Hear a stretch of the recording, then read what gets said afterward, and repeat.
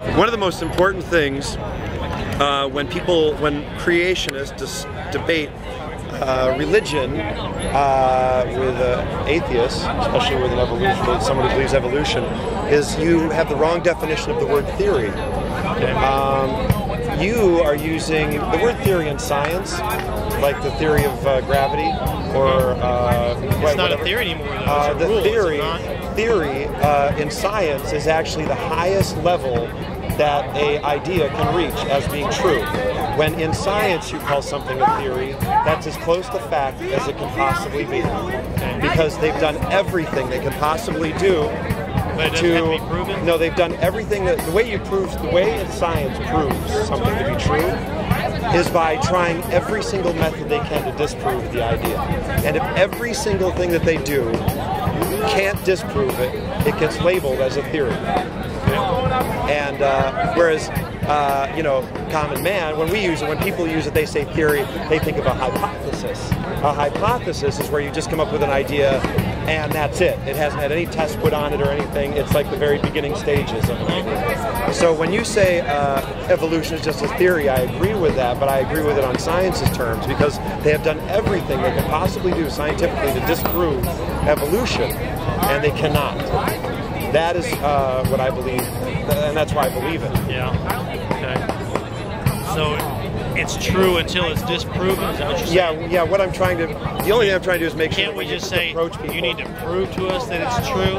Like, well, that's what they do. Finding those in-between states. Well, there's always going to be in-between stages. Back in the 80s, when they would say that there were these missing links and stuff, they discovered a lot of those, but there's always going to be, because it happened over a billion years. They all said, well, this is actually a pig's tooth, well, if you and think this is actually a bone if you from think that evolution the jaw, so they've reconstructed everything else and what they think would be compared to this one little bone in the jaw, though.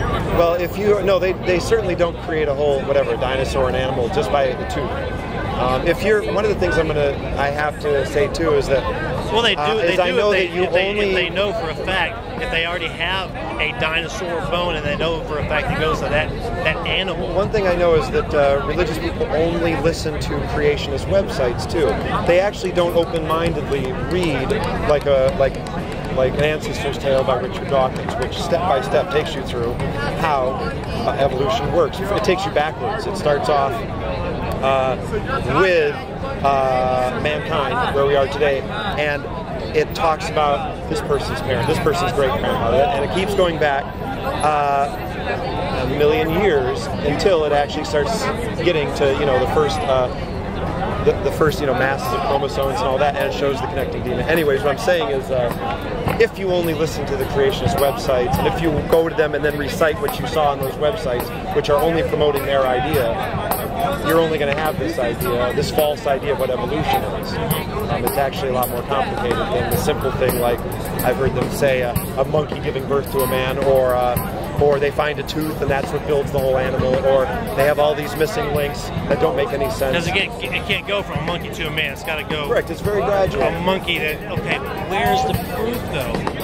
It is in. I mean, if you look at fossil records, and they're hard to. If you're saying millions of years, we should be finding millions. No, absolutely not. Proof, you know? No, our bones. It's very hard for fossils to happen. Fossils, they just as anything else, it rots in the ground, it disappears, it turns to dirt, just like everything else.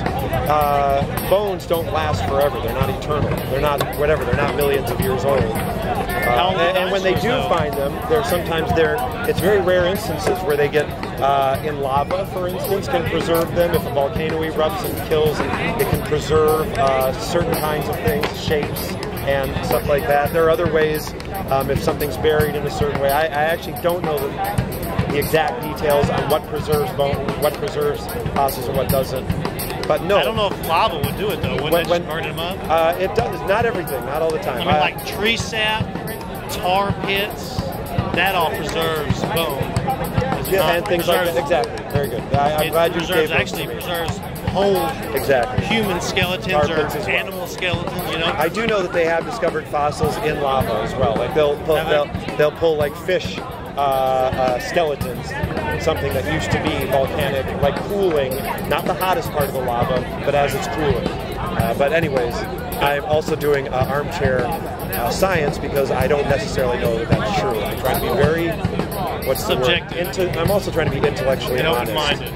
The most important thing is I feel like Christians aren't intellectually honest. I feel like they're willing to dodge honesty to get their point across, and it's really important to me to stick with honesty when I'm having a conversation about it. Do you know what we base our honesty on? What do we base our honesty on? The Bible. I know. So kind of what it says is it's true. I think that a lot of times Christians will say, but God will turn a blind eye on lies that prove the Bible true. Hush, hush, wink, wink. Because I hear it often done. I'll hear someone... Explain that to me. What do you mean by that? Well, if something is a little strange and the person just needs to say something to either shut people up or make the Bible sound more true, or... I mean, there are many questions that you guys won't answer, can't answer about the Bible. Like how can someone, for instance, have a heaven, a paradise, while maybe a family member is in hell, for instance. It's one of those things that in my mind is an answerless riddle, which proves in my mind that it's got to be fake, that Christianity, the belief itself doesn't work. So you saying if I had an answer for that, you would believe it? If it was if it was an answer that either didn't sound completely heartless, like you forget your loved ones, or if it make a difference if it's heartless, whether it's true or not. Well, I can't see a paradise where you're heartless, for instance, or if it just sounds like you're just skimming by it or whatever, or trying to just say we don't know the answer. God will make it known to us when we get there. That's anybody can say that about any God, or you can answer any question. I mean, it sounds like your question's pretty easy. Great. What is the answer? Well, ask me the question again, so I make sure I understand exactly what you're saying. I'll give you an example. What I'm going to do is give you one person go to hell and their mother go to heaven? I'm not saying why, no. What I'm saying is it's going to happen. The fact is it happens. There's no way that person of that topic, in that scenario, who goes to heaven, can, in any humane sort of way... We're getting ready to go. Okay, I'll be there in 5 minutes, all right? In any humane sort of way, enjoy their paradise while their loved one is in hell. So, and that's the question. How do you do it? Like, do you have a child? It's new. And if your child, this is a horror. I hate presenting it because it's such an awful thing. But imagine if your child was in hell, and you went to heaven, and now you have to experience paradise. Your castle in the sky on the clouds, and all of your wishes and everything coming true, knowing that forever now, this person that you love is melting over lava or whatever is being done to him, suffering forever in hell. Eternal damnation. My personal feeling is there is no way in hell you should ever try and rectify that problem in your head because it's not a good thing. It's not a healthy thing to rectify in your head. But I want to hear how you rectify it. Okay. We can't understand that here. Yeah, that's the answer. Because we have a sinful nature. Yeah. We use emotion to make our decisions, okay? When you're born again and when you go to heaven, you have a complete understanding of the justness of God. Yeah, and you understand completely that anyone that is in sin deserves hell, whether it be your daughter, whether it be your wife. Well, if it made sense.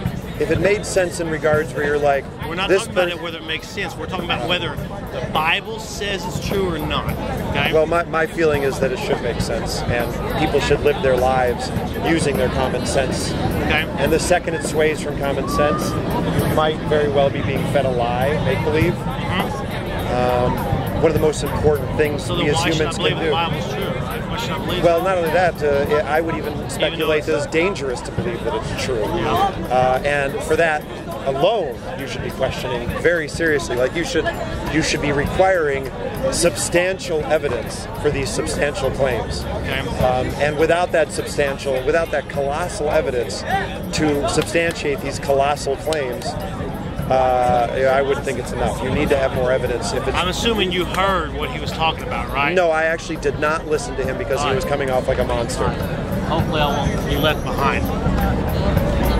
Let me ask these questions, okay? Do you think, I'm assuming you think that you're a good person, right? No, we all have things that we have to deal with as we grow up to try and become a good person. You never become perfect, obviously, but I do the best I can. So you're saying as you live life, you could learn. become a good person. You learn lessons. You learn lessons through your errors. You can become a smarter person. You find out why. By learning in your error. Yeah, and you can also learn. Like you can learn your morals can improve over time, and you should definitely never be locked into an idea that I'm a liar forever, or I'm a pervert forever, or I'm a sinner forever, or whatever. You always need to have it. You know, I can become a better person. Idea in the back of your head, because that's what got me out of. Like when I was a kid, so I if stole. heaven and hell and when exists, would you believe you're good enough to go to heaven? Well, obviously, I don't think it exists. Okay. I think my feeling is that I think everybody on planet Earth. No, I don't feel. No. What is my feeling? I think eventually everyone deserves to have comfort. All right, man. That's it. My name's Bob. Bob, I wish I could keep talking to you. I understand the soul's not I've got worth to it. figure out how to get to Coney Island, and if they leave me, I don't know how I'm going to get Take there. one of these. This is my flyer. Okay. And you can reach me on the internet. Do you have that the flyer, website? normalbobsmith.com. Okay. And that particular flyer, Heaven is Awesome, it talks about how wonderful heaven is, even if your family is burning over hot coals. It's a little parody I do on that scenario. Now, where do you get your information for writing this? I get it because I was raised experience? as a Christian for the first 30 years of my life. Okay. All right. Take care. I'll see you man. later. Take care.